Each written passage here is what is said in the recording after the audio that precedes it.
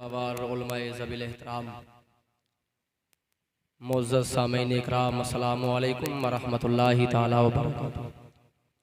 अल्हम्दुलिल्लाह अल्हम्दुलिल्लाहि रब्बिल आलमीन वस्सलातु वस्सलामु अला सय्यिदिल अंबियाइ वल मुरसलीन व अला आलिहि त्वय्यिबीन व अस्हाबिहिल मुतहहरीन। अम्मा बअदु फ़अऊज़ु बिल्लाहि मिनश शैतानिर रजीम। बिस्मिल्लाहिर रहमानिर रहीम। क़ाल अल्लाहु तबारक व तआला फ़िल क़ुरआनिल मजीद वल फ़ुरक़ानिल हमीद। अल्लज़ी ख़लक़ल मौत वल हयात लियब्लुवकुम अय्युकुम अहसनु अमला। सदक़ल्लाहुल अज़ीम व बल्लगना रसूलुहुन नबियुल अमीनुल करीम व नहनु अला ज़ालिका लमिनश शाहिदीन वश्शाकिरीन वल्हम्दुलिल्लाहि रब्बिल आलमीन। सब लोग दुरूद पाक। रब्बे कायनात कुरान अजीम के अंदर इरशाद फरमा रहा है, अल्लज़ी खलक़ल मौत वल हयात लियब्लुवकुम अय्युकुम अहसनु अमला। वो अल्लाह है, वो परवरदिगार है कि जिसने मौत और जिंदगी को पैदा किया। कौन है मौत और जिंदगी का पैदा करने वाला? सब लोग बोले अल्लाह। मौत और जिंदगी का अख्तियार परवरदिगार आलम को है, जिसे चाहे जब चाहे मौत अता फरमा दे। और ये बात तय है कि रब्बे कायनात ने हमारी मौत हमारे पैदा होने से पहले लिख दी।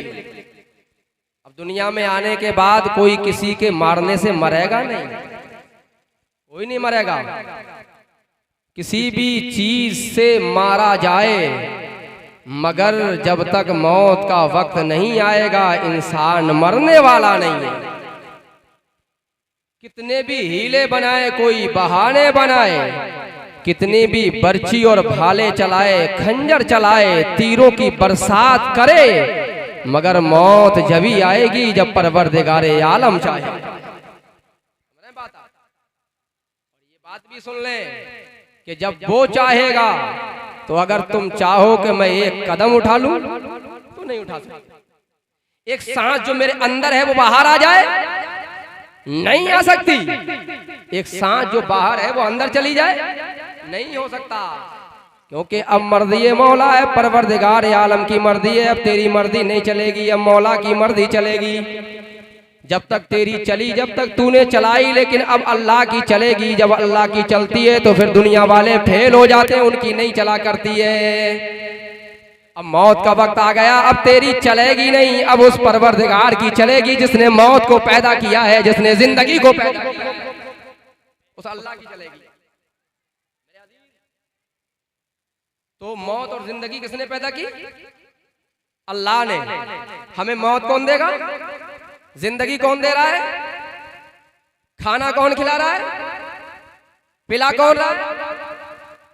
सब काम करने वाला अल्लाह है।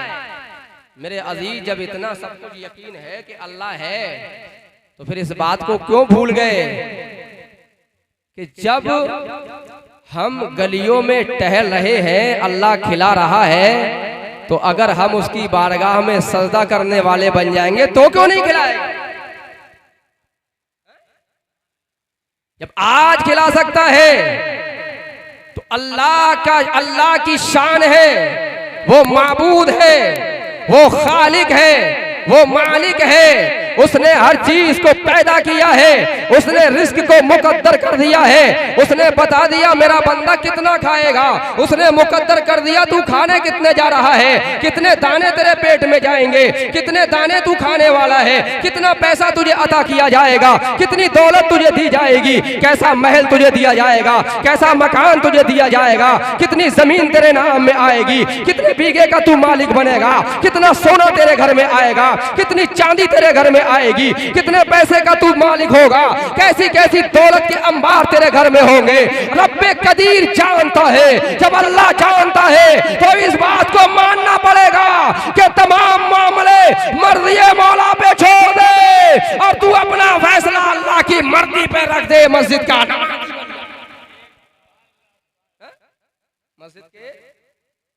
जाओ, अल्लाह करेगा ना जो करेगा, अल्लाह ही देगा ना। मेरे अजीज एक बात आप सुने, आज दुनिया का निजाम बदल रहा है, कानून बदल रहा है, दुनिया का निजाम इंसान बदल रहे हैं, लेकिन याद रखो ये दुनिया के निजाम है, इंसान बदल सकता है, दुनिया के कवानीन इंसान बदल सकता है। जिसके अंदर ताकत होगी वो कवानीनों को बदलेगा, जिसके अंदर ताकत होगी वो कवानीन बदलेगा, जिसके अंदर अल्लाह ने पावर अता कर दिया वो कानून को बदलेगा, वो जमाने को बदलेगा।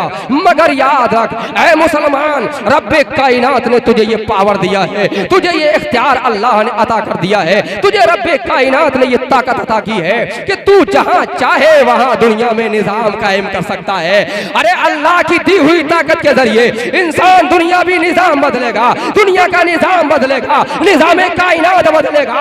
मगर याद रख जब दुनियादार चलता है तो निजाम दुनिया बदलता है, दुनिया का निजाम बदलता है। मगर जब नबी का गुलाम चलता है तो दुनिया का जो निजाम बदलने वाला है वो उसी को बदल दिया करता है। इसलिए तू नबी का गुलाम बन जा, जमाना तेरा गुलाम बन जाएगा।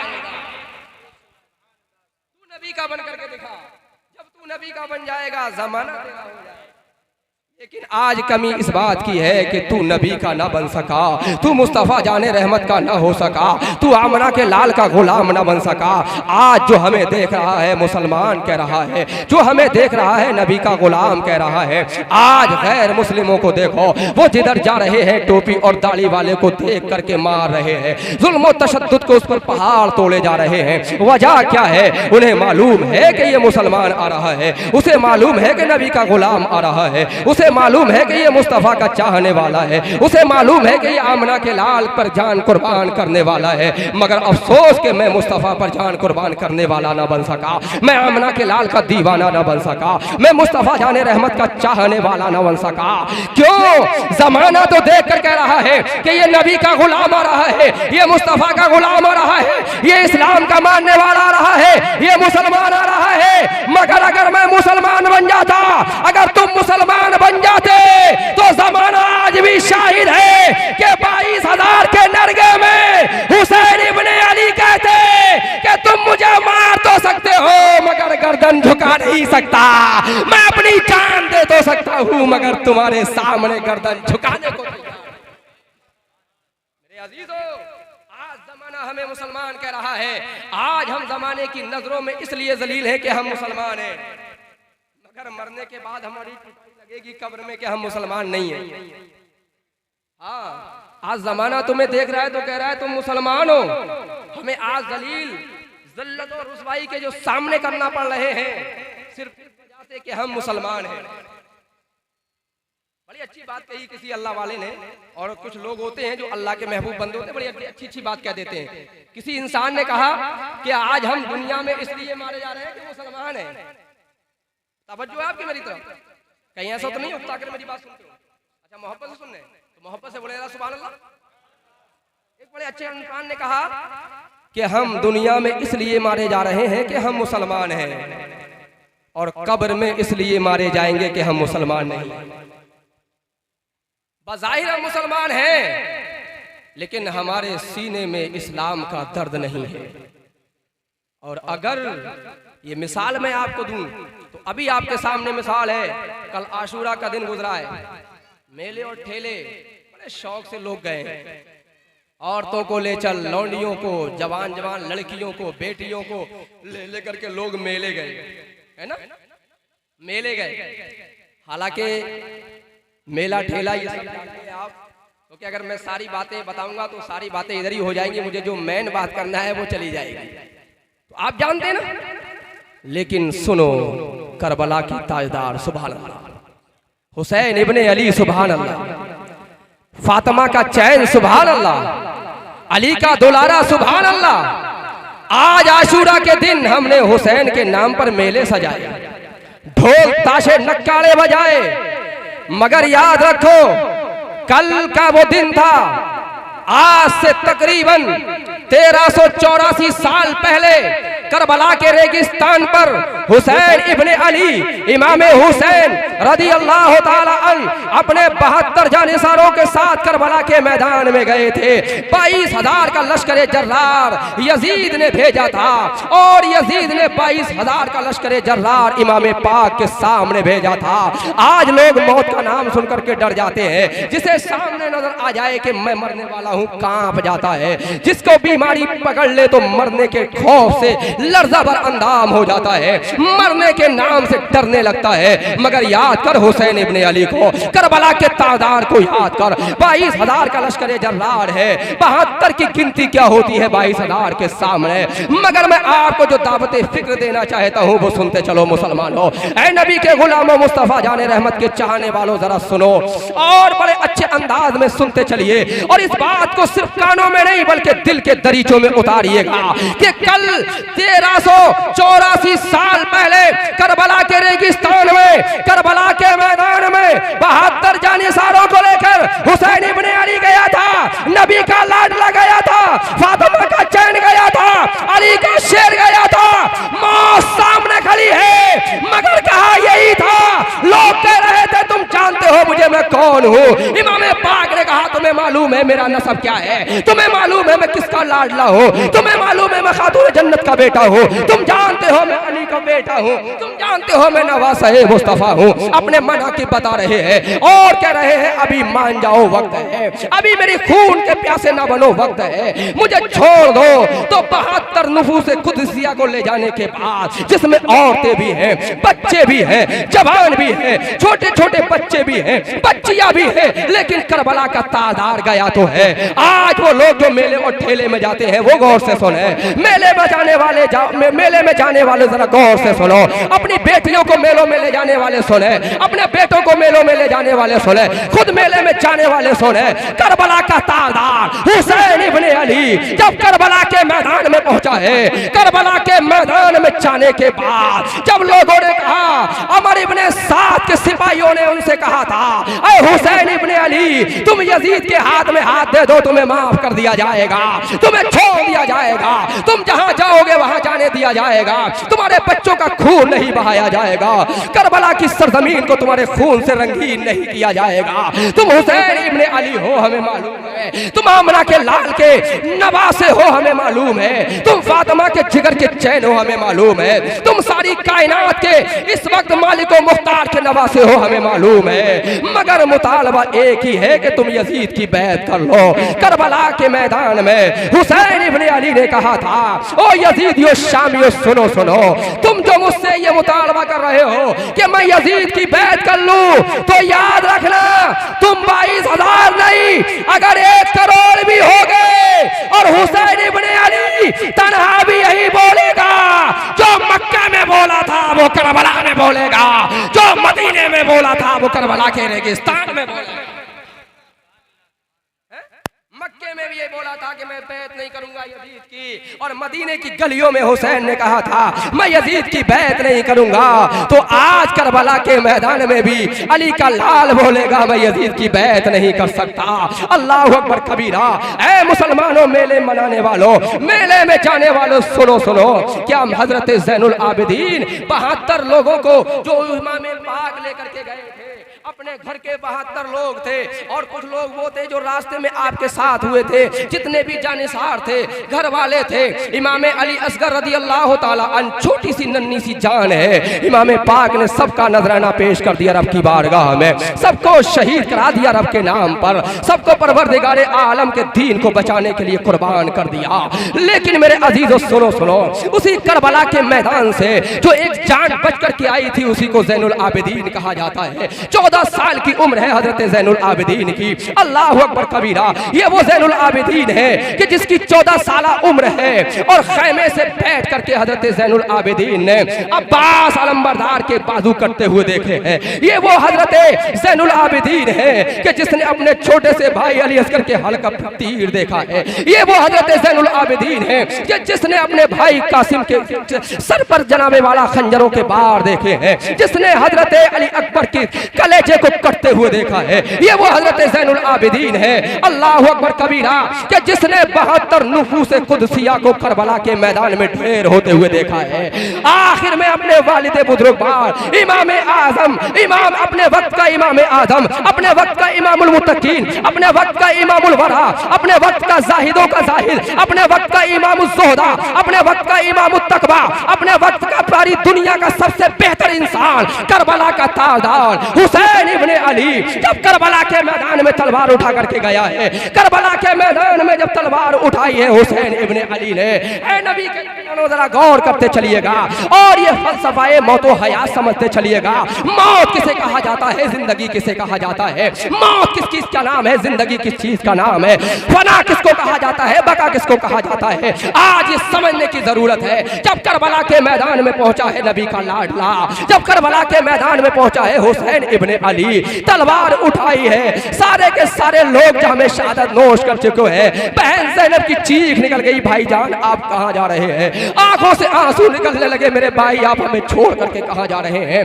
बेटी सकीना की चीखें निकल रही है, ज़ैनुल आबिदीन रो रहे हैं, अब्बा जान आप जाने की आप ना जाए, हमें किसके सहारे छोड़ करके जा रहे हैं। करबला का मैदान आज भी ये गवाही देता है और तुम्हें ये दावत फिक्र देता है। ओ मुस्तफा जाने रहमत का कलमा पढ़ने वालों और नबी के नाम पर अपनी जानों के कुर्बानी के नारे पेश करने वालों, तुम्हें मेले और ठेले में जाने की जरूरत नहीं है। ये आशूरा का दिन तुम्हारे लिए मेलों में जाने के लिए नहीं बनाया गया, तुम्हारे तमाशे के लिए नहीं बनाया गया, ढोल ताशे देखने और बजाने के लिए नहीं बनाया गया।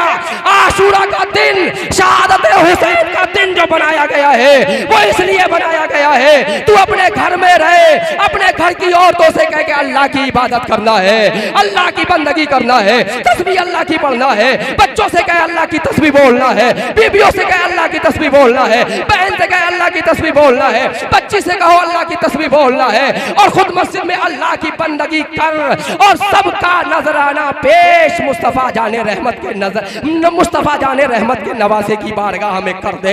कसम खुदा की याद रख, जब ऐसा करेगा आशूरा का दिन होगा, जब तेरी मौत आएगी, जब तू दुनिया से जा रहा होगा, कब्र में पहुंचेगा हुसैन इब्ने अली का नाना आ जाएगा, कब्र में जाएगा मुस्तफा जाने रहमत आ जाएंगे, कब्र में जाएगा आमना का लाल आ जाएगा, कब्र में पहुंचेगा नबियों का शहंशाह आ जाएगा, कब्र में जाएगा मुस्तफा जाने रहमत आ जाएंगे। आमना का लाल कब्र में आने के बाद फरिश्ते सवाल करने के लिए आएंगे, तो आमना का लाल सामने खड़ा होगा, फरिश्ते कहेंगे मर रब्बो का, मुस्तफा का दीवाना कहेगा रब्बी अल्लाह, माँ दीनों का, मुस्तफा का दीवाना कहेगा दीन अल इस्लाम, माँ कुंता तकुलु फी हक़्क़ि हाज़ा रजुल, पता तू इस इंसान को दुनिया में क्या कहता था। शबीह मुस्तफा सामने होगी, चेहरा मुस्तफा सामने होगा, आमना के लाल का चेहरा सामने होगा, हुसैन के नाना का चेहरा सामने होगा, हुसैन के नाना की जलवागरी होगी, हुसैन का नाना कब्र में जलवा अफरोज होगा। नबी का गुलाम कहेगा हुआ रब, ये तो मेरा आका है, मैंने जिसे दुनिया में अपना मावा माना था वो ये आका है, मुझे मैंने दुनिया में अपना मल्ला माना था वो ये मुस्तफा जाने रहमत है, मैंने जिनके नाम के नारे लगाए थे वो आमना का लाल ये है। कसम खुदा की मुस्तफा जाने रहमत की जलवागरी होगी, हुसैन की मोहब्बत सीने में बसा ले। कसम खुदा की जब तू मरेगा कब्र में आमना का लाल आ जाएगा, हुसैन का नाना आ जाएगा, और जब हुसैन का नाना आएगा तो बरेली के ताजदार ने क्या अच्छे अंदाज में इशारा फरमा दिया, कब्र में लहराएंगे ताहशर चश्मे नूर के, कब्र में लहराएंगे ताहशर चश्मे नूर के, जलवा फरमा होगी जब तलात रसूलुल्लाह की, जलवा फरमा होगी जब तलात रसूल। करबला के मैदान में हुसैन इब्ने अली खड़े हैं, अल्लाह अकबर। जब जाने की तैयारी की, लोगों की चीख निकल गई, हजरत ज़ैनुल आबिदीन रोने लगे, उम्मे रुबाब रोने लगी, तमाम तर खैमे में जो उम्महातुल मोमिनीन थी वो रोने लगी, चीखें निकलने लगी, अरे अब्बा आप ना जाओ। कोई कह रहा था मेरे शौहर आप करबला में ना जाएं, आप मैदान कारदार में ना जाएं, कोई कह रहा था अब्बा आपको जाने की जरूरत नहीं है, लेकिन अल्लाह अकबर, मेरे हुसैन ने करबला के रेगिस्तान में तलवार उठाने के बाद, हालांकि तफसील में सारे वाकयात आपके सामने रखूंगा, वक्त बहुत ज्यादा चाहिए और अब मैं अपनी बात को समेटने की कोशिश करूंगा क्योंकि अभी हजरत भी बोलेंगे। तो आप देखें करबला के मैदान में जब हुसैन ने तलवार उठाई, तलवार चलाई है लेकिन इस शान के साथ चलाई है, कह दिया करबला के ताजदार ने करबला के मैदान में कि मैं अपना आखिरी लहू का कतरा दीने मुस्तफा के लिए पेश करके और जमाने वालों को दिखा करके जाऊंगा कि दीन को अगर किसी ने बचाया नवाजा है तो नबी के नवाज। आज तुम आशूरा के दिन मेलों में जा रहे हो, लौंडियों को अपनी ले लेकर जवान लड़कियों को हया करना चाहिए, तुम्हें हया आना चाहिए, शर्म आना चाहिए। मरने के बाद क्या मुंह दिखाओ? हुसैन आजम ने अगर कह पूछ लिया कि ओ मेरे नाना क्या कलमा पढ़ने वाले, जिस दिन मेरी शहादत का दिन था उस दिन तू मेलों में ढोल बजा रहा था, तू ढोल बजाने वालों को देख रहा था, लुत्फ अंदोज हो रहा था, तो बताओ तुम्हारे सामने जवाब होगा? कोई जवाब है? नहीं है ना। जब कोई जवाब नहीं है तो जितने कल गए वो तौबा करें और आइंदा ना जाने के लिए अहद करें। तौबा करें, और मेले में जाना हराम है, समझ रहे हैं आप? इमाम पाक के यौम शहादत पर मेला मनाना और मेला सजाना और उसके अंदर जाना और लाभो लाभ के लिए, खेलो कूद के लिए जाना, ये सब हराम है, हराम है, हराम। जो गए हैं वो तौबा करें और आइंदा ना जाने का अहद करें। बात ये चल रही थी कि मेरे अजीजों, मौत और जिंदगी को पैदा किसने किया है? अल्लाह ने। तो इमाम पाक जब करबला के मैदान में गए तो मालूम है जबान पर क्या था? लन युसीबना इल्ला मा कतबल्लाहु लना। हमें कोई परेशानी नहीं आएगी, हमें कोई मुसीबत नहीं आएगी, हमें तो वही परेशानी आएगी, हमें तो वही चीज हमारे सामने आएगी, हमारे ऊपर आएगी जो अल्लाह ने मुकद्दर कर दिया, जो अल्लाह ने मुकद्दर कर दिया। तो अब आप हजरात ये बात मान लें और जान लें और समझ लें कि मौत जभी आएगी जब अल्लाह चाहे, बगैर अल्लाह की मर्जी के मौत नहीं आएगी। तो जहां जाना है, जो करना है, वो मामला मर्जी मौला पे छोड़। बस एक ही बात है कि हमें मरने के बाद भी लोगों की जबानों पर जिंदा रहना। बड़े अच्छे अंदाज में किसी शायर ने लिखा था, ये फिक्रा काश नक्शे हर दरो दीवार हो जाए, ये फिक्रा काश नक्शे हर दरो दीवार हो जाए, जिसे जीना है वो मरने के लिए तैयार हो जाए, जिसे जीना है तो वो मरने के लिए तैयार हो जाए। याद रख, अपनी जिंदगी ऐसे गुजार के जा कि तू दुनिया से चला जाए लेकिन लोग कहें वो जिंदा है, वो जिंदा है। और वो इमाम पाक की शान है कि दुनिया से गए तो है 1384 साल के लंबे अरसे के बाद भी हुसैन जिंदा है।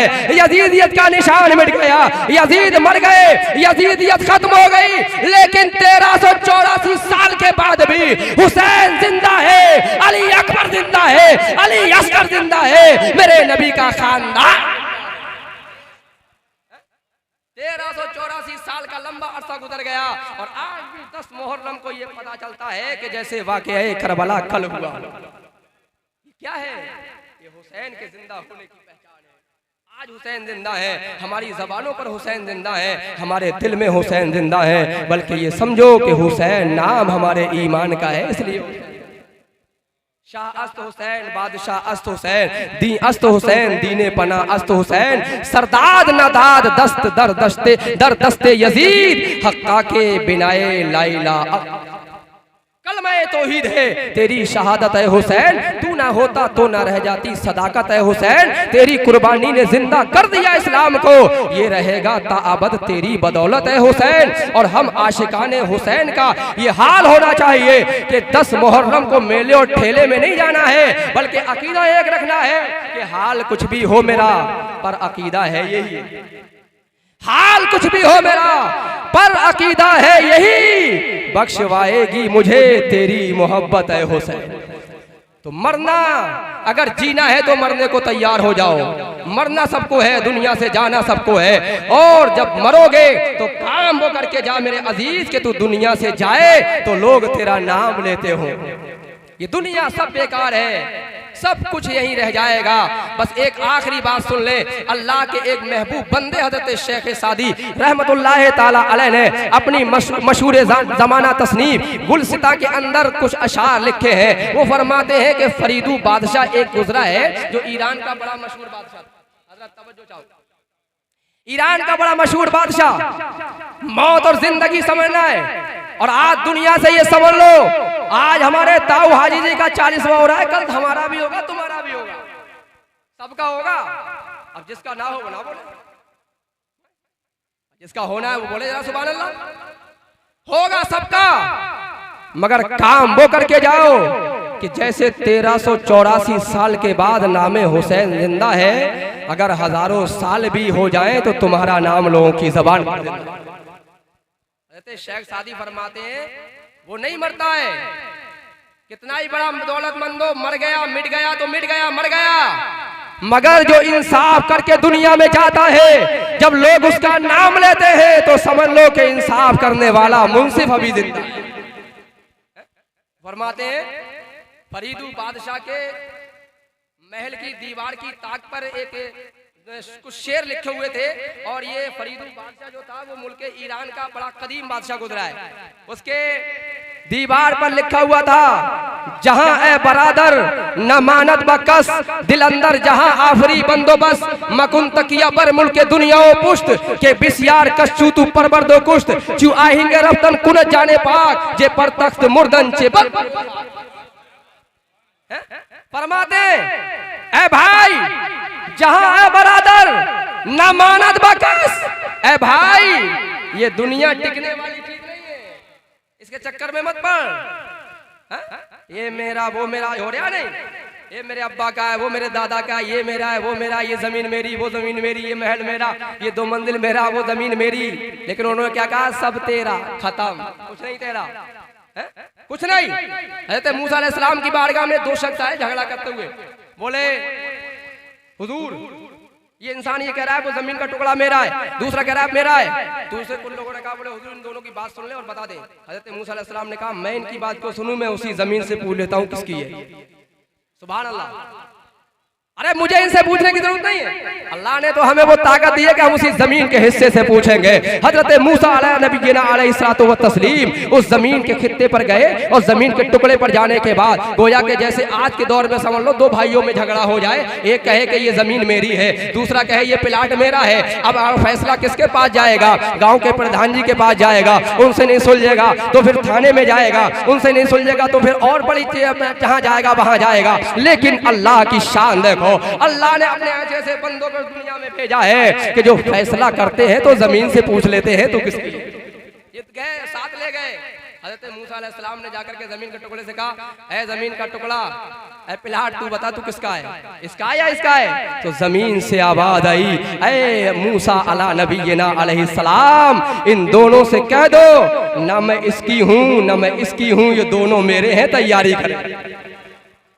मैं किसी की नहीं हूं, ये दोनों मेरे हैं, इनसे कह दो कि तैयारी करे। तू दावा भी गलत है कि मैं तेरी हूं, और तेरा दावा भी गलत है मैं तेरी हूं, तू भी मेरा है और तू भी मेरा है, जाकर के तैयारी कर ले, जिस दिन मरेगा उस दिन पता चल जाएगा किस सब रह जाएगी यही। आज बताइए हमारे ताऊ दुनिया से चले गए, बताओ मुझे कितनी बीघा जमीन दी तुमने? पूरे खानदान से पूछता हूं अपने, हमारे जितने खानदान के लोग चले गए। आज 40 दिन पहले हमारे ताऊ का इंतकाल हुआ, उससे तकरीबन 60 या कुछ और ज्यादा दिन पहले हमारे चाचा इनू चाचा का इंतकाल हुआ, उससे पहले और हमारे खानदान के अफराद का इंतकाल हुआ। मैं आज आपसे पूछना ये चाहता हूं, बताओ हम जितने भी यहाँ मौजूद हैं, तुमने, किसने, मैंने, सबने मिलकर के कितनी जमीन उनको दी है? दिए? कितना सोना मेरे दादा ने या हमारे आबा और दादा ने जमा किया, बताओ किसने अपने बाप की कब्र में रखा? कितनी पैसों की गड्डी तुमने और मैंने रखी? आज जब जवाब मिलेगा तो ये कि हमने नहीं रखी। अरे जब तुमने नहीं रखी है तो इसके चक्कर में पड़ा क्यों है? याद रख, जब तू नहीं रख सकता है, तेरे मरने के बाद तेरे बेटे भी नहीं रखेंगे, तेरे पोते भी नहीं रखेंगे। जब तूने नहीं रखी है तो रखने वाला कोई नहीं है। तो फिर काम वो कर ले कि तू चला जाए तो जाने के बाद भी अल्लाह तुझे कब्र में सवाल वो काम करके जाना। और वो काम क्या है? मस्जिदों का नमाजी बनना है, खाने काबा का हज करना है। आज अल्लाह का शुक्र है, अल्लाह ने हमारे ताऊ को हाजी बनाया। रब्बे कायनात के हबीब फरमाते हैं, मंजारा कब्री वजबत लहू शफाअती, जिसने मेरे रोजे की जियारत की उस पर मेरी शफाअत वाजिब हो गई। इंशाअल्लाह मुझे उम्मीद है कि परवरदिगार आलम ने उनकी शफाअत की होगी।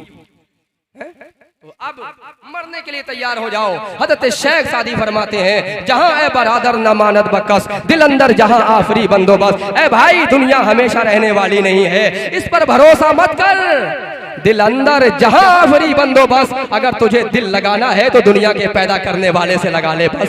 दुनिया के पैदा करने वाले से दिल लगा, उस माबूद हकीकी से दिल लगा जिसने जमीन को पैदा किया है, जिसने आसमान को पैदा किया है, जिसने लहलहाती हुई फसलों को बनाया है, जिसने मौजे मारते हुए समंदरों को पैदा किया है, जिसने पहाड़ों की ऊंची ऊंची लंबाई और फलकबोस पहाड़ों को पैदा किया है, जिसने शजरो हजर को जिंदगी बख्शी है, हयात दी है, जिसने सारी कायनात का निजाम बनाया है, जिसने सारी कायनात का निजाम जो चला रहा है, उस वादाहुल शरीक से दिल लगा।